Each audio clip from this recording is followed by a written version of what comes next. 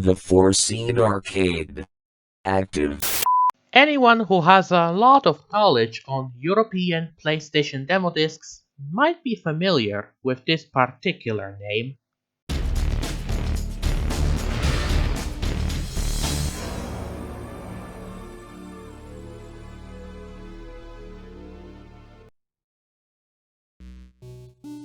Lasting 9 discs, Rapid Publishing's Station was one of the rare examples of demo discs made for unofficial PlayStation magazines. Since I did a tour of all the 9 discs, you can imagine what games I have been dealing with.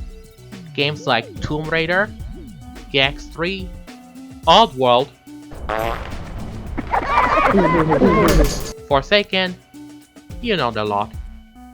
But for the longest time, I've always been curious about the magazine itself.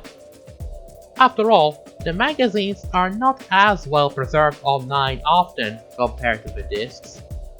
But I was finally able to find the full run of a magazine. All 10 issues, in fact. Seriously, it couldn't even make it past the first volume, as it ran from October of 1998 to July of 1999. Even during its short life, it did have some pretty interesting stuff to talk about, like the first issue having previews of Thrill Kill and the PlayStation port of Dungeon Keeper 2, both of which wound up being cancelled.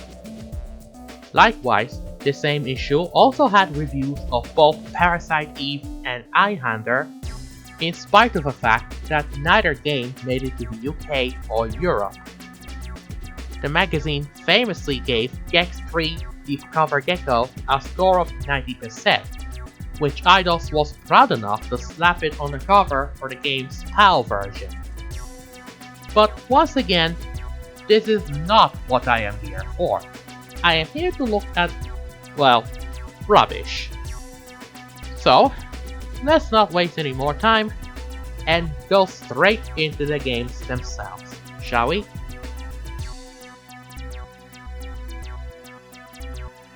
Starting this episode is our first Japanese import to fit into the criteria of what they consider to be a rubbish game. Chiisana Kyojin Microman, released in 1999, is based on the anime adaptation of Takara's Microman line of toys, and the gameplay is practically similar to the arcade game Smash TV, as you have to destroy the enemies in a room to advance to the next level. Though the major differences are that you have to protect a reactor that the enemies try to destroy, and the game uses pre-rendered backgrounds in a similar vein to that of Resident Evil.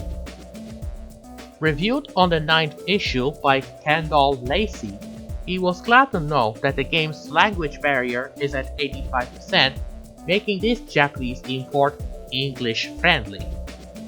However, Microman fell apart for him, saying the game had no variety with each level, as one screen emerges into the next with bland graphics and absolutely no shift in gameplay. The last paragraph stated that unless you really covet a game which seems to represent the GoBots on acid, you should stay away from Microman and look for something a little, well, bigger. The game wound up with a score of 48 out of 100, stating that it's fun for a few minutes, but nothing to keep your attention for a long time, with Kendall suggesting that the alternative to Microman is anything that could have inspired this bizarre piece of work, which would have been found in the arcades long before the PlayStation was even born.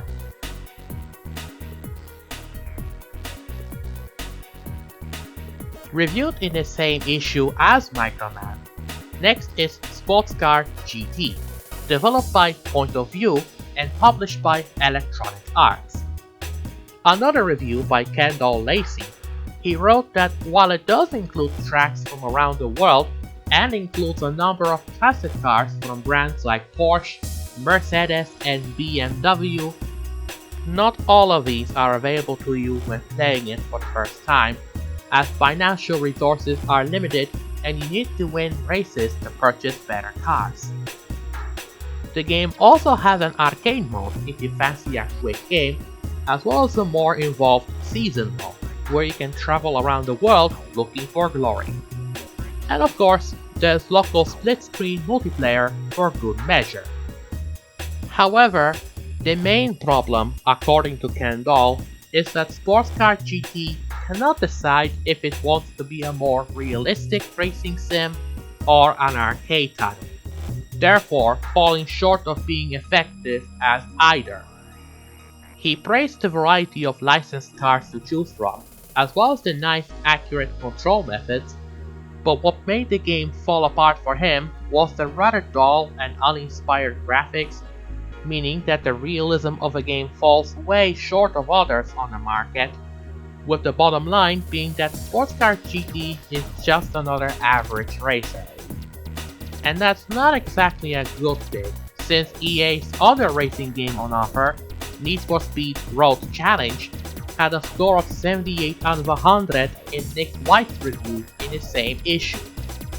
Sports Car GT, on the other hand, ended up with a score of 46, with the competition bit in the review page suggesting you'd stick with Max Power Racing if you want a decent alternative to Gran Turismo, while those looking for arcade action should just stick with any of the 4 Ridge Racer titles.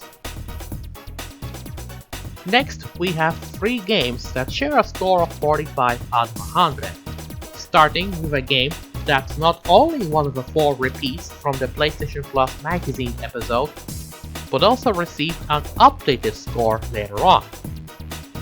If you recall watching part 1 of the PlayStation Plus magazine episode, Bloodlines had a score of 40% on issue 43. For Station, this had a rather interesting story. According to the reviewer Paul Mederick, Station first covered the game on issue 2 as part of the Unfinished Business section, as the game was called Tribal at the time of writing. On issue 5, the game was renamed to Bloodsport, but nobody knew what was the reason Sony or Radical Entertainment had for the name change. As you can imagine, the version that Paul reviewed was an earlier build of Bloodlines. In the first 10 minutes of gameplay, he called this a pointless game of tag, with the agony being compounded thanks to a seemingly ridiculous set of rules. While he did praise the good 3D engine and its 2-player mode being okay, he was not happy about the game's camera zooming around like crazy, the pointless and unresponsive gameplay, the childlike taunts and celebrations, the special powers being practically useless, and intermittent clash between the controls and the game's 3D view. With a score of 45 out of 100, he concluded that he could go on like this for at least 3 more pages, but that wouldn't accomplish anything, choosing to try to forget he ever played this game and seeing if he could fix his PlayStation controller. Interestingly, the final build of Bloodlines did get a small re-review on issue 9, where Christian Slater gave it a 70 out of 100, saying that it's a decent enough premise thanks to its pleasingly competitive and swift 4-way play and well-designed arenas, though it does soon get stuck in a bit of a rut due to repetition, terribly slow loading times, and occasional perspective problems. Of course, Bloodlines wasn't the only game to receive a score of 45 out of 100 on the same issue. Paul Mederick also wrote a mini-review for Activision's 1998 remake of an arcade classic, Asteroids. Though in this case, it read more like a rant than an actual review. The problem Paul had with PlayStation remakes of old arcade games is that although we hark back to the days of classic gameplay, most of those new versions just rip off the format and ignore the gameplay, with this remake of Asteroids being one of those. In his review, he did admit he disliked the original Asteroids, but mainly because the lack of competition made the game everyone wanted to play. He mentioned that since there are many better games you could spend your money on these days, at least by 1999, so even though it may have looked and played like the business back in the late 70s, in today's world of pre-millennial tension, it was a real pain in the neck. Why lust after games that really don't inspire you or make you scream to everyone in the house to check out the graphics on a certain move or explosion, he asked in the review.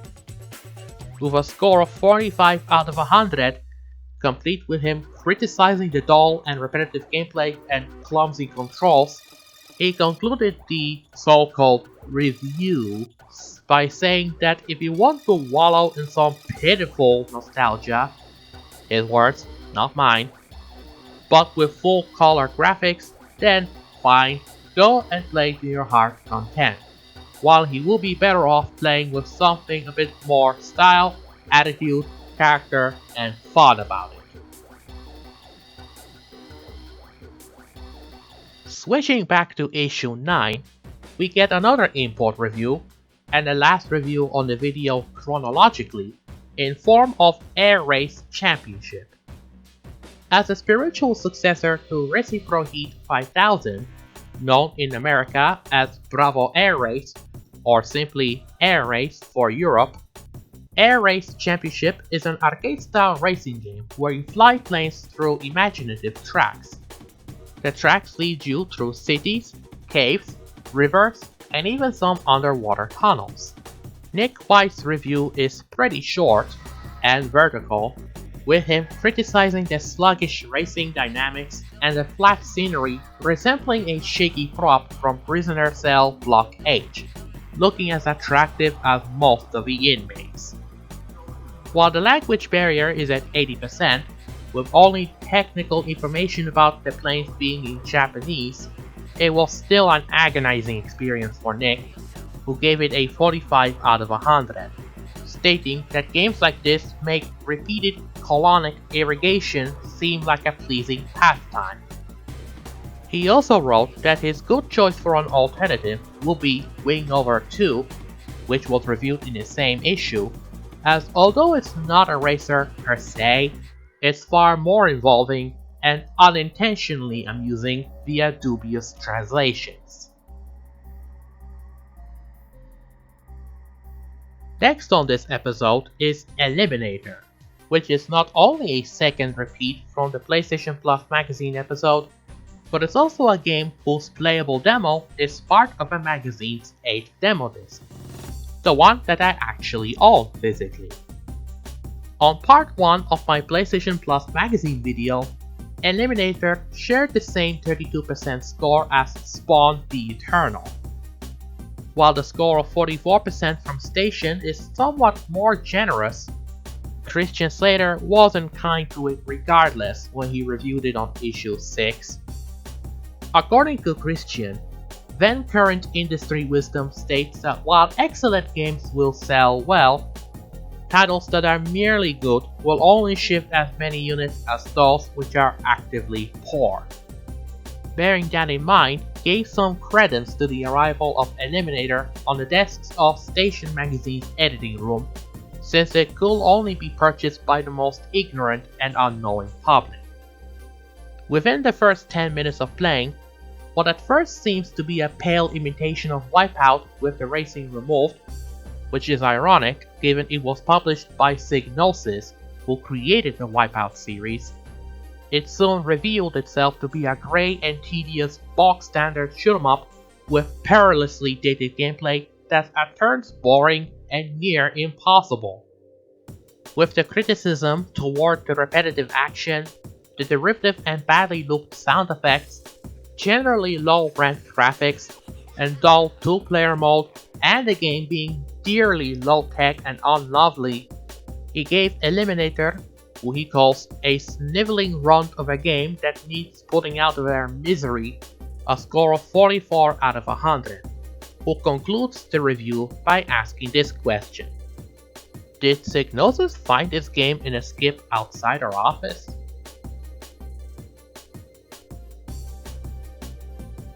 Next up is another Japanese import, as well as the first review on this video to be written by Gary Powers. The game in question is one-on-one. As the name suggests, it's a one-on-one basketball game played on half court with one basket only. The game is played over 2 rounds or until one of the contenders reaches 11 points. While the game itself is in 3D, the controls are more similar to what you'd find in a 2D game with no depth to the movement. According to Moby Games, the only archived review comes from the January 1999 issue of Joypad, a French magazine, who gave it a score of 0 out of 10, considering if that game is very embodiment of non-playability. Gary Powers' review on Station Magazine's 5th issue was kind enough to give it some sort of score with a 43 out of 100, but then again he was none too happy with the quality of the game regardless, as one of the first strikes against it was the fact that no matter if you're playing against the CPU or your mates, the game is way too easy. You know, as someone who actually recorded the gameplay for this video, I beg to differ. He also wrote that the problem with one-on-one wasn't the competency of the game code, but rather the failure to give you any reason for wanting to play it, as it adds nothing new, yet at the same time takes nothing away from putting a hook on your garage door, inviting your mates around, and redesigning some of your neighbor's car bonnets. The fact that Paul Mederick gave EA's NBA Live 99 a score of 72 out of 100 in the same issue certainly didn't help matters. Needless to say, Gary gave one-on-one a score of 43 out of 100, describing it as Street Fighter meets Slam and Jam, with the result that they got both their bottoms kicked. Jumping back to issue 9, next we have one more Japanese import in this episode, in form of Septentrion Out of the Blue, released in 1999. While the original Super Nintendo game, which was inspired by Paul Gallico's 1969 novel The Poseidon Adventure, did see an English release in the US under the name SOS, Out of the Blue was released exclusively in Japan. Unlike the 16-bit original, which took place in 1921, the sequel takes place in a modern setting and thankfully doesn't have a time limit to finish the game, removing the sense of urgency. As the luxury liner King Windsor starts to sink, players alternate between ship's navigator Gerhard Brown and the ship engineer Carter to rescue each other and the ship's passengers, while trying to uncover the truth behind the accident. And of course, the game's ending depends on how many passengers were rescued in your playthrough. Now, where have I heard this particular bit before?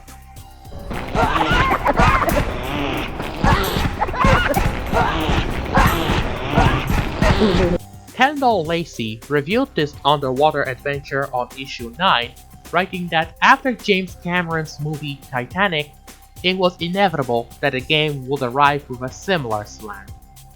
This curious Japanese adventure opts for Resident Evil type gameplay, tank controls and all, but without Kate Winslet in sight.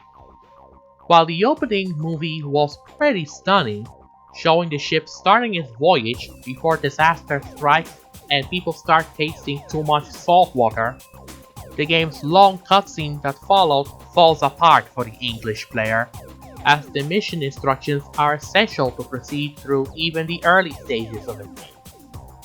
Kendall gave the game a 40 out of 100, as while there is an interesting game trying to get out, but without a translator, it must be assigned to Davy Jones' locker. Luckily for us, Septentrion Out of the Blue recently got a fan translation in March of 2025, making it playable not only in English, but in Russian as well. Next we have a double dipper for this one, as both games got a score of 39 out of 100 in issue 5. They're also the last two repeats from the PlayStation Plus magazine episode, starting with Sensible Soccer European Club Edition, simply called Sensible Soccer on its PlayStation release. On issue 42, Rob's PlayStation Plus review gave Sensible Soccer, nicknamed as Sensible Soccer 2000, a score of 25%, while Paul Merrick gave this game a somewhat better score of 39 out of 100 in his Station magazine review, but that didn't mean this game will get off without being given a red card for its quality. For one thing, the game just doesn't cut the mustard as either a version of Sensible Soccer or as a game to be compared to the likes of FIFA 99 and ISS Pro 98. The series' traditional one-button system may be fine on the Amiga, but on PlayStation, not so much, as tradition for the sake of it is a blind and stupid move according to him.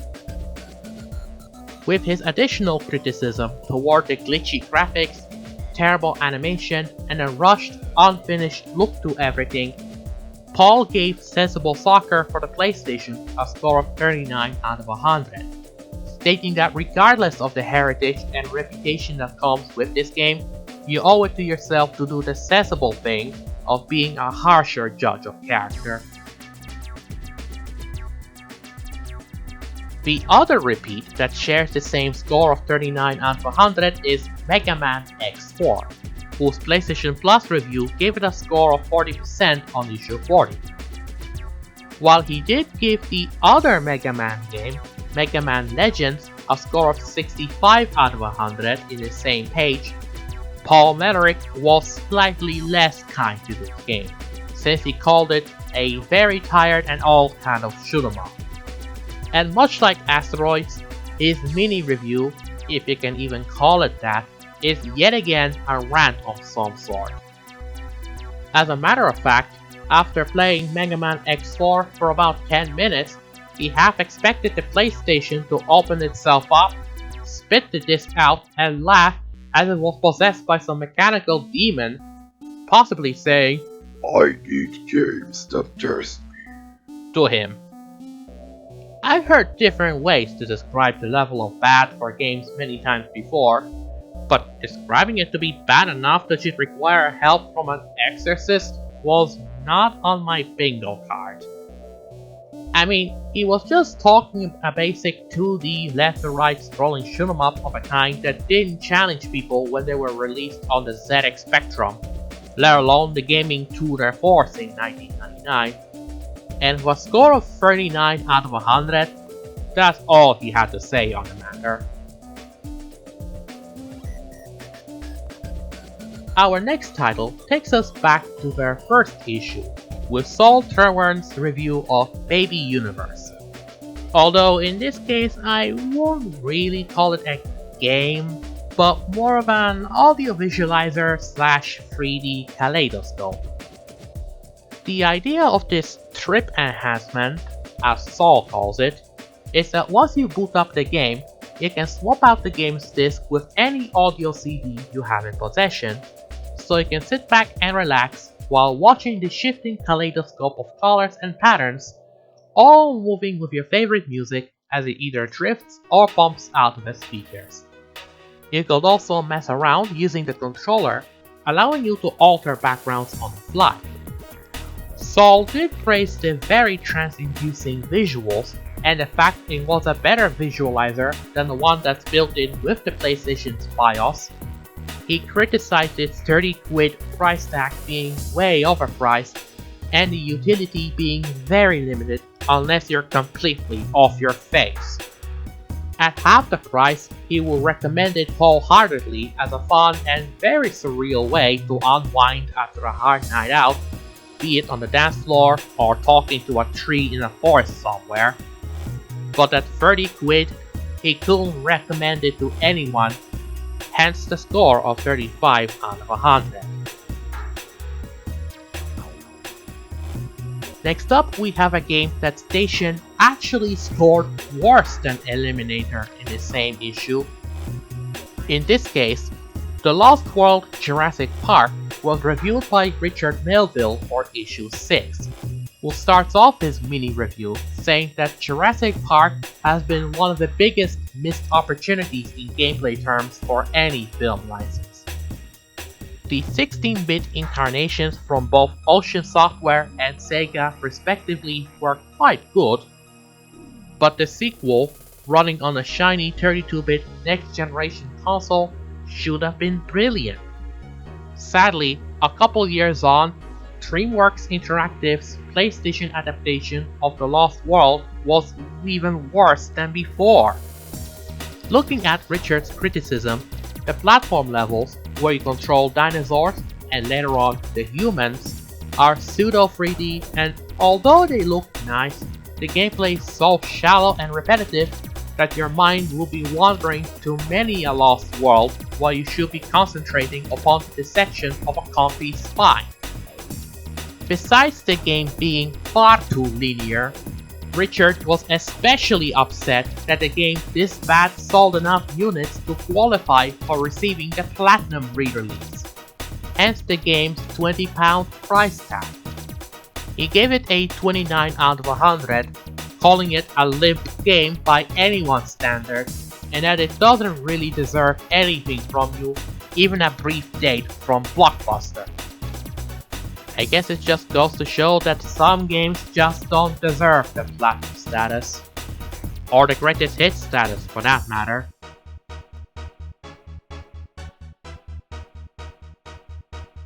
As the only game from issue 3 to qualify on this video, next up is a title that's better known in the US as Test Drive Off-Road 2.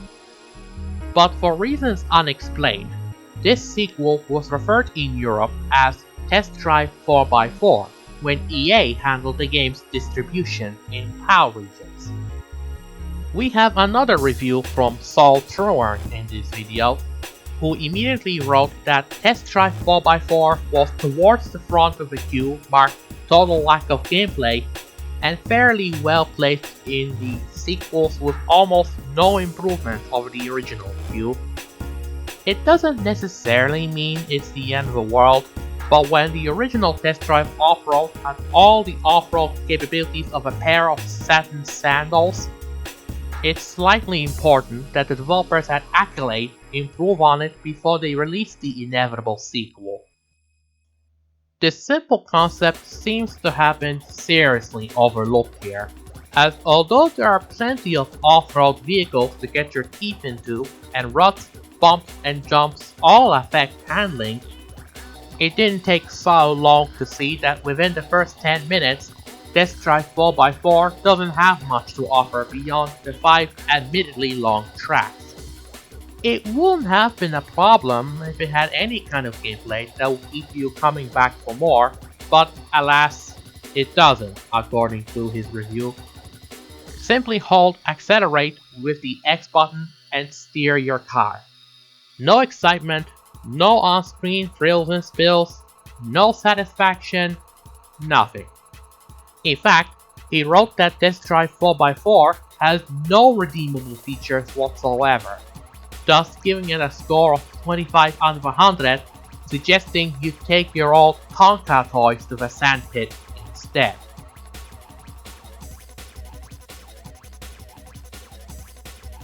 And for our final game on this episode, we go back to the magazine's first issue with a short mini review of the PlayStation port of San Francisco Rush. According to Saul Trewern's review, San Francisco Rush wasn't exactly what you'd call an arcade classic, but undeterred by its lackluster arcade performance, Midway and GT Interactive brought it to the PlayStation. But given his scathing criticism, calling it a dated-looking, incredibly tedious and barely playable racing game that should have stayed in the arcades, where nobody liked it anyway, it's easy to say that just because an arcade game can receive a home release doesn't always mean it should. Saul didn't provide the whole story on San Francisco Rush's gameplay, since he needed space for his mini review of G. Darius on the same page, But since he called this port the epitome of everything that's bad about gaming, he implored readers not to buy San Francisco Rush for any reason other than burning it, thus giving this port a 20 out of 100, making it the magazine's worst rated game in its entire 10-issue run. And with that, we end this episode of Worst Rated Games. So, what do you think of the reviews from Station Magazine you saw in this video? Do you agree with any of those? Or do you actually beg to differ? And while we're at it, what memories of any of their 9 demo discs would you like to share? Me? I personally own discs 7 and 8. On the 7th demo disc, I had fun with the playable demos of Vigilante 8, Apocalypse, and G Darius, while my favorite demos on their 8th disc were Gex 3 and Retro Force. I hope you enjoyed this episode, and I would love to hear your answers to my question in the comments. Thanks for watching, and I hope to see you next time on the Foreseen Arcade.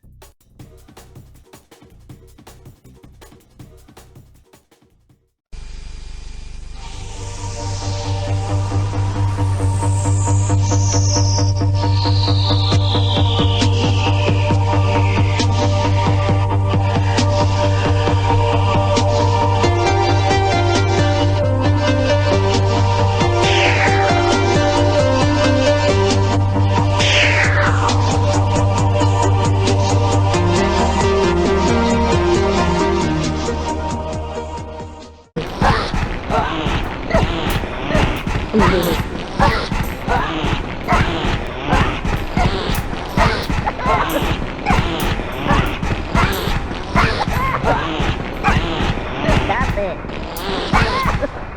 Stop it.